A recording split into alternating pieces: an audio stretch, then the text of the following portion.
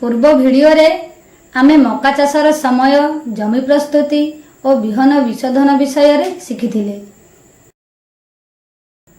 एही भिडियो रे आमे गछरु गछर व्यवधान और मोट सारर परिमाण विषय रे जानिबा। संकर किसम मका चाष पई आवश्यक सार विषय रे आसंतु जानिबा। माटी प्रस्तुति परे और बिहन बुणिबा समय रे 15 रु 20 केजी यूरिया, 50 रु 65 केजी डीएपी, 25 रु 40 केजी पोटास सार दरकार होइथाय। बुणिबा परे 25 रु 30 दिन मध्य रे एकर प्रति 45 केजी यूरिया, 20 केजी पोटास सार दरकार होइथाय। बुणिबार 55 रु 60 दिन मध्य रे 25 केजी यूरिया दरकार होइथाय।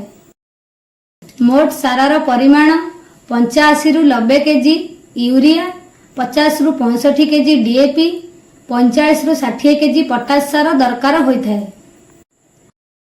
हाइब्रिड मका पई आमे गछ को गछ 1 फुट और धाड़ी की धाड़ी 1.5 फुट रु 2 फुट व्यवधान रखिबा दरकार।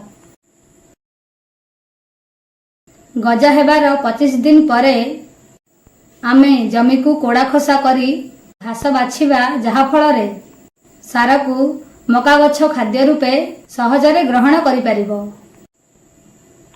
कोड़ा खोसा परे सार देई हुड़ा टेकी दबा। एहा द्वारा गछ मूल मजबूत हुए एवं पवन रे गछ पड़िबार भय न थाए।